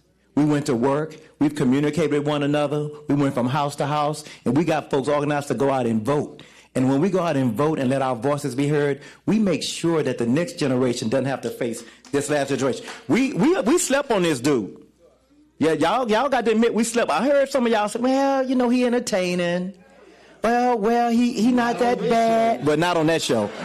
But there was some folks that was saying, he not that bad, but he's terrible. No, I was at the NBA. We got people right now saying, well, I don't believe in the gerrymandering and we don't fight fire with fire. Man, listen, this is not about fires, okay? This man is really trying to dismantle everything that people like John Lewis, Dr. King, and others vote for. I'm going to say it is about fires because he has specifically, Donald Trump, this has never happened before. He has specifically said, I'm not funding things in blue states. Federal judges have ruled against him. Yeah. They ruled against him by saying, you can't just not fund a blue state because they didn't vote for you over here. You're talking about fire. There was a natural disaster in California. His staff had to convince him that the people in Orange County voted for him to declare disaster assistance. That's how petty we're doing the person. It's like you quoting the guy who was the co-founder of the Moral Majority. You need to just quote the most recently departed, another one that should have never been in this position, Christy Nome, who said, we want the right people to vote for the right people. You know, that does not take a lot of translation. And the idea that like a week ago, he said he put out an executive order that said they want all of the voter files to come back and they're going to do their magic Elon Musk scrape of those voter files. First of all, anybody that knows about a voter file knows there are people that die every day. There are new voters that come in. There is no static voter file. But if that got to the DHS's hand and they could suddenly review who gets to vote, I think a lot of people in this room aren't going to get to vote. And they're not going to tell you until you show up at the polls. So we need that whole save. And then they'll say, no, you can vote. Voter disenfranchisement at a level that goes back to when this country changed in the 60s. But then this is all on the table at this point. But then they're going to say, no, you can vote. Here's a provisional ballot. But provisional ballots are only going to count if it's in a certain percentage. And so we already know what that game is there. That's what we're dealing with. And again, you're seeing it directly how they are specifically refusing to fund initiatives in certain states. And they're saying, they're literally looking at polling. No, let's see. That county, y'all voted for Harris. Yeah, we're not going to fund things there. One of the things that makes me crazy was I've been a champion for a while of something called Community Development Financial Institutions, CDFIs. CDFIs. They help access to capital. Listen, I failed the first 2 times in business. Third time I did well. I hope I'm self-aware enough to know that if I had not been a white guy with the right education, I wouldn't have gotten 3 chances or 2 chances or maybe even 1 chance. So CDFIs are a way to say, how do you help that black business person get access to capital, somebody that wants to do a little bit of redevelopment. And what the amazing thing is, in Trump's first term, he became a champion of this. In COVID, we got $12 billion for this. Help build the whole industry. He comes in this next term, and he wants to cut them to pieces. This man he was bad the first term, but he had some decent people around him. This is a crowd of people who want to take the country back. They want to take all of the progress since 1964 and 65 and rewrite it and rewrite our history. And it is not going to be based upon meritocracy. It is going to be based upon, unfortunately, a 1950s version of America that did not include most of you in this. Yep. I'm always about connecting the dots. When he was there in his first term, the reason the CDFI money was there because the Constitution says that any bill that involves money starts in the House. When he was there the first time, Democrats controlled the House. The person who was the chair of the House Financial Services Committee was Congresswoman Maxine Waters. I need y'all to go ahead. Yeah, in Virginia, when we get the power back, the chairman of the Education and Labor Committee in the House will be our own Bobby Scott. Right. So I'm trying to. So the reason I'm saying that. So I know Congresswoman Waters, huge champion of CDFIs. She's been on the show many times. So if folk vote yes April 21st, and then if Dems win the House in November, she returns as chair of House Financial Services Committee. Benny Thompson is the chair of the Department of Homeland Security. Congresswoman Joyce Beatty is a subcommittee chair. All of a sudden, there are going to be 6 to 7 CBC members who will be chairing committees. That means the legislation has to go through them. So that's why I'm trying to get people to understand how they vote in this election will have broader implications across the country for public policy and black political power. And in about 15 minutes, if that happens, then our guest in 15 minutes will be just like you, making history as the first black Speaker of the House. That's why the election matters. And that's why it's so important. That's why folks are doing everything in their power. We've never seen this unprecedented amount of deception. They pulling the KKK out. When they pulled Jim Crow, they scared. They pulled Jim Crow and the KKK and every image to try to scare the heck out of black folk. Like, oh my God, we're going back to slavery. Yeah, that's how much they're lying right now. And so it's so incumbent upon us right now that we get out and do everything that we can to vote, because Texas, basically, Trump called Texas and said, I need 4 or 5 seats. Get them for me. And they did it. And they did it in a way that was so cynical. They did it through the legislature. And the Democrats tried to deny a quorum as long as they could. They had to come back. And now Virginia, you know. Well, they ain't have to, but go ahead. Okay. He wanted them to stay away from home ever. But at the end of the day, this is what they expected. Everybody always talks about Democrats being soft. We don't know how to fight back. We fight and we soft and we letting them do what they want to do. Now we fighting back. And we fighting back, and we're fighting the same fight that they're fighting. And now that we're fighting back, they whining. Miss me with that. Miss me with that. We're going to get this done. And in Virginia, at the end of the day, it's not a group of legislators that decide this in the back room. It's you. It's you. So if we don't come out on April 21st, and up the week before, we can't blame it on Delores, right. Kimberly, or even Don Scott. If you haven't voted now, y'all need to leave here tomorrow morning, and they open at it. Go vote tomorrow. Then on Super Saturday, next Saturday, go vote again Super Saturday. Then the following Saturday, take everybody we all got to go out and vote. We should be breaking records right now. Right. The data tells us right now, which is unbelievable to me because I just spent a whole year of my life running this last election. Right now, the turnout is higher now than it was in the 2025 gubernatorial election. But that don't mean it's all us. No. Right. It doesn't mean it's all Democrats. We need to make sure that it is, though. Because if it's not, we know that no folks coming out. I rode by a dude waving a big old huge Confederate flag the other day. I had to get out the car. I had to skirt. What the what? I backed up. I had to take a picture. I said, y'all, if you were wondering, here's this big old flag waving, huge flag bigger than this room. Flag waving and no signs everywhere. I said, if you have a doubt about who you aligned with right now in this moment, let me just show you. So there are folks who are motivated for the same reasons that they were motivated by in 1965 when John Lewis crossed that bridge. Senator Warner, there's somebody watching, there's somebody listening, and they're just not buying it. If you were standing in front of them, trying to convince them why they must be active and engaged in this election, what would you tell them? I tell them, one, unless you want your son or daughter or grandson or granddaughter to end up in another war in the Middle East, if you think that is important, vote yes on this referendum to make sure that we can stop it. If you feel like the progress of the last 60 years is important so that you can pass that on to your children, if you choose not to vote, what the Speaker said is right. There's a whole crowd of folk that want to move our country backwards. This has only been, and you said it, this has not been America 250 years. It's only been in America, frankly, the last 60 years, where we make not only the moral case that we all ought to get a piece, but frankly, the economic case. Yep. You don't include black people and brown people and women, and then the whole enterprise of our country is not going to do as well. It's bottom line business sense.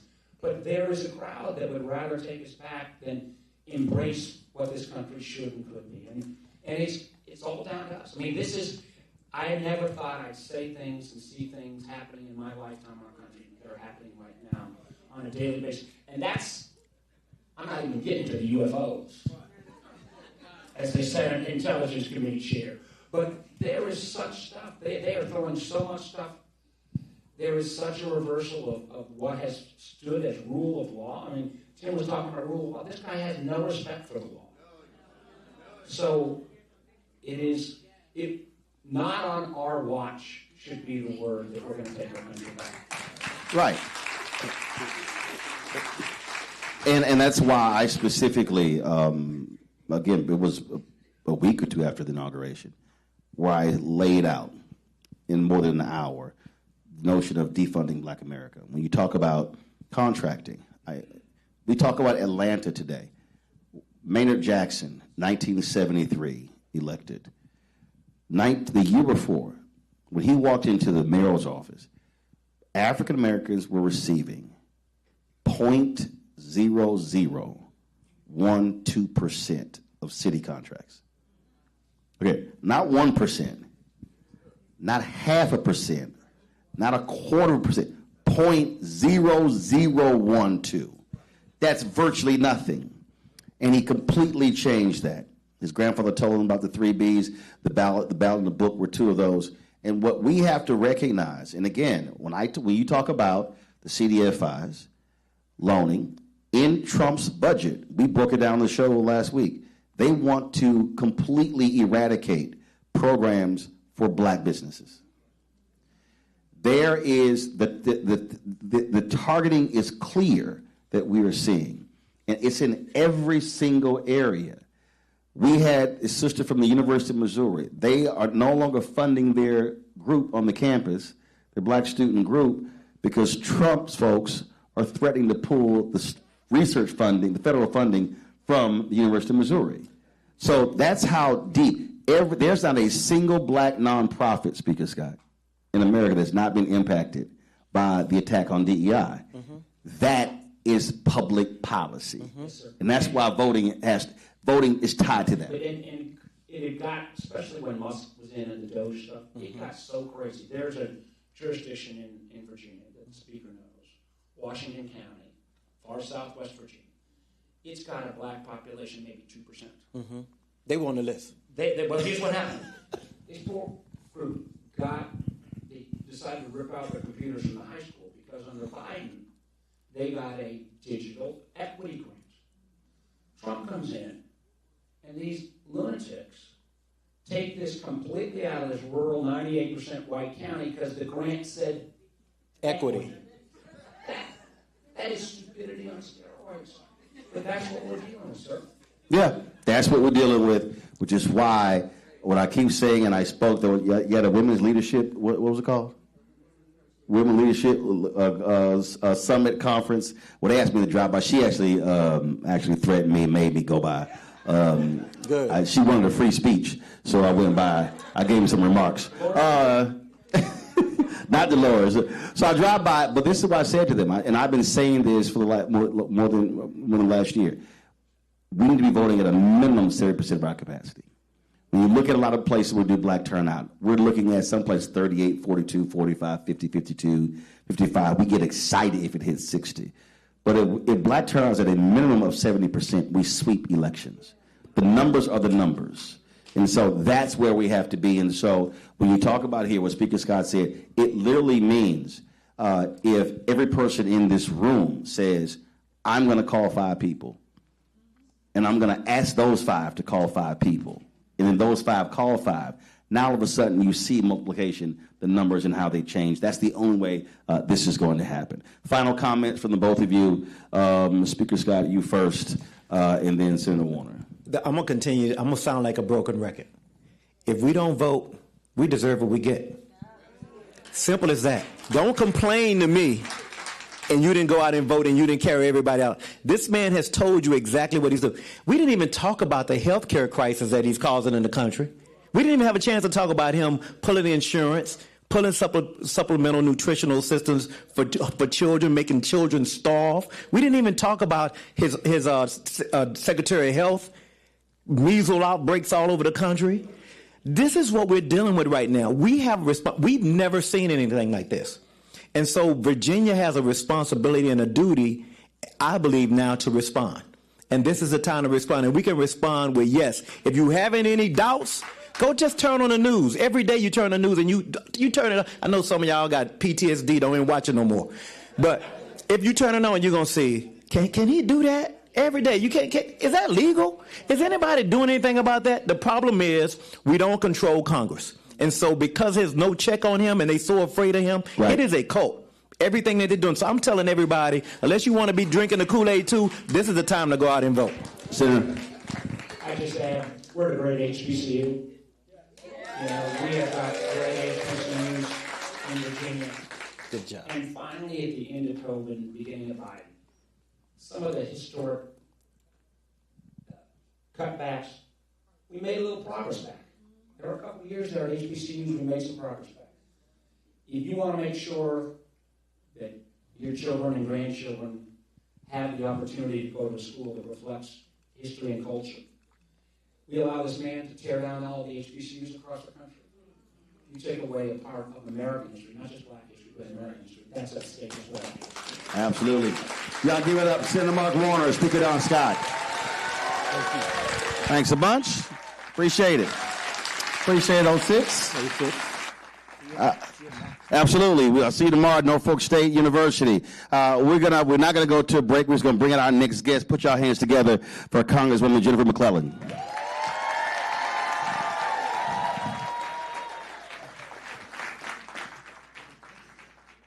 Right here. That's fine. You're gonna switch right? That's cool. All right. So, according to the black folks who've been being paid to send flyers out, Virginia is in danger of losing your seat. First, before I address that lie, I want to welcome you not only to the 4th Congressional District, to my hometown. I grew up on this campus. My parents worked here. I have an honorary degree here, and I'm excited to have you here. All right, cool. Yes. Glad to be here. So again, I mean, I see this commercial like, oh, we're in danger of losing our 2 black congressional seats. So these are the same people who right now are cheering on the Supreme Court to put the final nail in the coffin of the Voting Rights Act by striking down majority minority districts in Louisiana. They talk out of both sides of their mouth, but just to say it plainly, the 3rd District and the 4th District, represented by Bobby Scott and myself, will continue to have significant minority populations. And, they can't have it both ways, right? They cannot have it both ways. That on the one hand, you claim you're trying to preserve majority minority districts, and yet on the other side, you're trying to completely eliminate them. So, but they lie. They lie, they cheat, they steal, they do whatever they need to do to win. And we're fighting back, and they don't like it. But we're going to keep fighting. Absolutely. It's been an interesting conversation. And again, the point that when you talk about seats, and I'm going to keep hammering this, in the last 4 years, even in the last year, Republicans have wiped out 5 black congressional seats. Mm-hmm. And again, when that Louisiana versus Calais decision comes down, some estimates say that could wipe out 20 seats. Mm-hmm. On the federal level. Mm-hmm. That number is going to be even higher when we start talking about, you just had some wins in Mississippi, mm-hmm. Where they broken the supermajority there, where they elected, the courts ordered the election, and a couple of African-Americans got elected. Mm-hmm. The Opportunity District in Alabama, of mm-hmm. course, and depending upon that ruling, they could wipe out Congresswoman Terry Sewell's district as well, and you could have no black member of Congress in Alabama. So folk need to understand that goes from Congress, then to state rep, state senate, all the way down. This is what we're living in, where they are saying they want to completely wipe out the last 60 years of progress. No, they want to wipe out the last 150 years of progress, not just the last 50 years. Yeah, because of course the Supreme Court case in the 14th Amendment, that's one of the Reconstruction Amendments. That's right. And I would be remiss as the history nerd that I am if I didn't remind you, we've been here before. This is the biggest backlash to progress that this country has seen since the backlash to Reconstruction. I heard Senator Warner and Speaker Scott talking about how much we had to do to make the idea of we the people include us. It didn't include us. Declaration of Independence didn't include us. In a government by, of, and for the people, government reflects the perspective and therefore meets the needs of the people who participate. But from the beginning, we weren't included. And the history of this country has been every time we have made progress towards black people specifically, but marginalized people generally gaining social, political, and economic power, there is a backlash that involves three things. See if this sounds familiar. Propaganda, violence, voter suppression. And this is the biggest backlash since the backlash to Reconstruction, which that backlash eliminated hundreds of black men who served in Congress and state legislatures across this country. Mm-hmm. We went from 100 black men who represented Virginia in the General Assembly during Reconstruction to 0 between 1902 and 1968. That is what they're trying to do right now. Yeah, and the difference is, and again, when you talk about this is what they're doing, but there has to be an appropriate response to it. Yes. And so we can talk about historically what happened. Historically, our folk fought back as best that they could. Yes. What we have are tools at our disposal that, frankly, are not being maximized. And we need to maximize them. And this redistricting referendum is one way to do that. And none of us want to be here. But you can't just fight with one hand tied behind your back when the other side is bringing not just both hands, but brass knuckles and a knife and a gun and whatever else they need. Right. You gotta respond. And so here's the difference, though. Texas and Missouri, their state legislator went in a back room. And North Carolina. Went in the back room with no public input, came up with a map and said, here it is. California and Virginia, we're letting the voters decide. That's a huge difference. Yep. Well, again, early voting is right now. Election is April 21st. And folk got to simply do their part. Yeah, we have to. I'm going to end with John Lewis. In his final words to us, said, democracy is not a state. It is an act that requires every generation to do its part to build the beloved community. Democracy by itself is not the goal, it's what you do with it. My great-grandfather did his part by having to take a literacy test and find 3 white men to vouch for his character to be able to register to vote. My grandfather paid poll taxes to be able to register to vote. My great-grandmothers never voted. My mother didn't get to vote till after the Voting Rights Act. But I sit before you as the first and only black woman ever to represent the Commonwealth of Virginia, the birthplace of American democracy and American slavery, because every generation did its part. This generation needs to do its part so that future generations have a democracy to be a part of. All right. Put your hands together for Congresswoman Jennifer McClellan. Thank you. We're going to take a quick break. And when we come back, we'll speak with Democratic House Leader Hakeem Jeffries. You're watching Roland Martin Unfiltered on the Black Star Network live on the campus of Virginia State University. Back in a moment.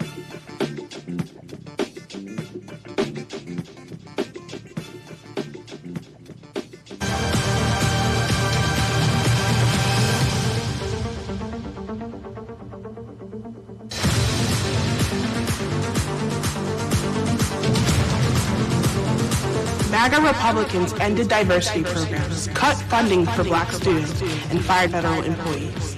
And they won't stop there. Now, they've redrawn congressional maps so that they can rig the November election. But we have the power to stop them. By voting yes for fair elections, we have the final say on who represents us in Congress. This is a temporary measure to restore fairness. They are not backing down, and neither can we. Make a plan to vote by April 21st and vote yes for fair elections.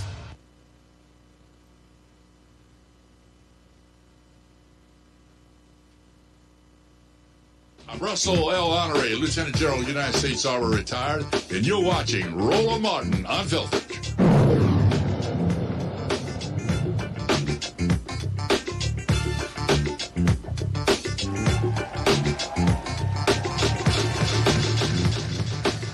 All right, folks, welcome back. We're going to close the show out with my next guest. We had all of these guests from Virginia, and so he found out we were here, and so he was like, hey, I need to get in on this here. So he wanted to bring some Brooklyn flavor to this thing. So Y'all put your hands together. He's joining us virtually. Democratic House Leader Hakeem Jeffries. Good evening, good evening, good evening. Great to be with you, Roland. Great to be with all of you in the Commonwealth of Virginia. We've been talking about and we've been laying out in terms of what is going to happen in terms of with this election in Virginia. It has national implications. What happens here can impact who controls the United States House. That determines Democrats win the House. Then, if elected, you become the first black Speaker of the House. But also, you're going to see CDC members chairing committees, chairing subcommittees. And so, really, this state election could very well determine the nation moving forward. Well, that's exactly right. We're so thankful to the people of Virginia who have undertaken this effort in terms of being able to make a decision that could impact not just the future of the Commonwealth, but the future of Black America and the future of the United States of America in terms of pushing back against this gerrymandering scheme that Donald Trump and MAGA Republicans have launched, where they want to rig the midterm elections so that Donald Trump is deciding who's in charge in the Congress in the aftermath of what takes place in November. We believe that it's the people of the Commonwealth of Virginia and the people of this great country who are the ones who should decide who's in the majority as a result of what happens in the midterm elections. And in making that decision, it will have a significant impact on the quality of life of the American people. Because what this Republican-controlled Congress has done in terms of increasing the cost of living, ICE is totally out of control. They've gotten us into this reckless war of choice in the Middle East, where they're spending billions of dollars to drop bombs in the Middle East, in Iran, but won't spend a dime to make health care more affordable for the American people. They're doing policy violence to everyday Americans. And the best chance for us to reverse it is to make sure that there are free and fair elections in November. And voting yes on this referendum will give us the best possible chance to ensure that that's what takes place. What I have been saying as well is that when you look at then who controls levers of power, what they've done is they've wiped out 5 black districts, 2 in Texas, 1 in Florida, 1 in Missouri, 1 in North Carolina. If this passes in Virginia, then what you will see in Congress, you will see African Americans chairing committees, 30 CBC members being subcommittee chairs. That's the folks who are deciding what bills move forward, what gets placed in those bills. And so that expands the opportunities for African Americans nationally by having those members being in control. Because, look, as you know it, Congresswoman McClellan knows it, it's a huge difference when you're in the majority versus being in the minority. There's no doubt about that. I have the honor representing a district that was first represented by the late, great Shirley Chisholm. And I serve in many of the neighborhoods that she once represented. Of course, when Shirley Chisholm was first elected, she was the first African-American woman ever to serve in the United States Congress. And in 1971, when the Congressional Black Caucus was founded, there were 13 members, 12 powerful brothers, and 1 incredible sister, Shirley Chisholm.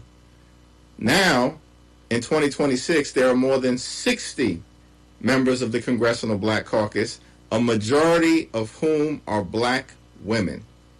And if we are successful in taking back the majority in November, those congressmen and women are going to be able to govern with gavels in their hands in the majority, moving legislation designed to make life better for our communities, to focus on the things that matter: good paying jobs, good housing, good health care, good education for your children, and when it's all said and done, a good retirement, which of course means we can protect your Social Security and your Medicare. But it also means them holding this administration accountable. Republicans have been in charge. They don't want to hold hearings. They don't want to use subpoena. And so if Democrats control the House and or the Senate, then they can now hold this administration to account with a lot of the things that they've done. That's absolutely correct. Roland, as you know and have documented in such a compelling way, this is the most corrupt administration in American history. Donald Trump is an organized crime boss, and he's running a Trump cartel. And if these people are focused on enriching themselves, their family members, and their donors, then they're not focused on making life more affordable for the American people. And there's got to be accountability for the damage that they have done. Now, we've been successful so far in running some of these extreme cabinet members out of office. Kristi Noem is gone. Pam Bondi is gone, and we're working on Pete Hegseth next. We've done this in the minority. Imagine what we can do when we're in the majority. Well, we certainly see what Pete Hegseth is doing in running off black folks from promotions in the military. And so it certainly would be great to see him run off because he is grossly incompetent in that particular position and not even remotely qualified for it. Last question for you before our time runs out, and I've asked this numerous times. What would you say to a brother, a sister, young voter, middle-aged, older voter, who says, I don't really see the big deal. Why do I actually have to turn out in this election? What would you tell that person? Elections matter. And elections have consequences, and we're living through that right now. Imagine how life would be if Kamala Harris was sitting at 1600 Pennsylvania Avenue. Instead, we have a hater in the White House. And as a result of the policies that have been put into place, black unemployment is up, black home ownership is down, and at least 300,000 black women have lost their jobs, many of whom were federal employees who worked in Virginia or in other parts of the country, and others who have lost their jobs in the private sector. This is extraordinary. A lot of damage has been done because of who's in power right now. And we can both reverse that damage and bring about a brighter future for our young brothers and sisters so that their talent and ability and creativity and brilliance can be brought to life. Right then, Democratic Leader Hakeem Jeffries. Now, I can't fully see, did you actually wear a Kappa shirt on my show? Well, you may be able to see the Kaine, and I wanted to make sure that the Divine Nine was fully represented, because if it's a Roland Martin operation, I know that Alpha Phi Alpha Fraternity Incorporated will always be fully represented, and I wanted to make sure that this 1911 organization was counted amongst the number along with everybody else. Well, I'll check it, because I said, he wearing that. The only thing worse if you wore a Yankees shirt, me being an Astros fan. All right, Democratic Leader Hakeem Jeffries, I appreciate it. Thanks a lot. I'm gonna close this out with this. You've heard folks say elections matter, but it's not just you voting; it's also what is visible. You heard Speaker Scott say he's driving, sees this huge Confederate flag, signs everywhere. And I've had a lot of people tell me, and I remember this in 2016 when Hillary Clinton was running for president, and the same thing in last election. I've heard a lot of these really smart, and I'll be very clear, white Democratic strategists like, oh, that's stuff like yard signs and door knock, that stuff doesn't matter. It actually does, because what happens is when people see a plethora of signs from the other side, they say that becomes momentum building. And so when we talk about putting signs, and listen, my parents ran elections, they worked on campaigns, and I remember being 10 and 11 and 12, having splinters in my hand, having to have some gloves by having to carry them damn yard signs. And so when we talk about how old school is still new school, old school still works. Yard signs matter. Door knockers matter. Calling people matter. offering people ride to the polls matter. And so Bishop William Barber and I have talked about this a whole lot. We've talked about getting 1,000 alphas to come together to be trained in organizing and mobilizing. And what I need this generation to understand in Virginia, in Petersburg, but also in this country, is that we can't hope somebody else does it. We can't hope someone else actually shows up. Again, I am the child of two people who were engaged in what was happening in our community in Clinton Park in Houston with our civic club and caring about the things happening there. And so this election impacts every single thing. It literally impacts the neighborhood. It impacts the person, the street, the block, the neighborhood, the city, the state, the country. But that requires all of us to be fully engaged to make this happen. It requires us using our voice. It requires us, yes, challenging people, asking them, are you registered? And if you are, have you voted? If you've not, when are you going to vote? And then if you have not voted, you can't come to my house for Sunday dinner if you haven't voted. You can't come hang out and watch the game if you haven't voted. Everybody should be saying, no, I need to see your sticker showing that you actually voted, because that's the only way that happens. Again, I grew up where you just couldn't just waltz through and say, yeah, man, I sort of skipped it. No, because every single election matters. And we say this all the time, that every election matters. There's no such thing as, well, this is the most important election of our time, because every single election, because the people who are voting, they understand what happens when they win. And when they win, they exercise power.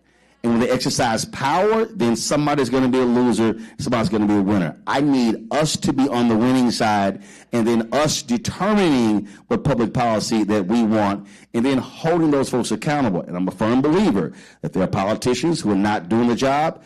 If they're Democrat or Republican, throw them out of office. That's why we have the power of the vote. But this is an opportunity for this generation to battle Jim Crow 2.0. And what we are witnessing is an absolute attack on Black America. So I need Black Virginians, I need Black folks in Petersburg to rise up and then show them, if y'all want to see what it looks like to piss Black people off, then we will show you what it looks like by turning out in massive numbers and giving you that big fat L on the night of April 21st.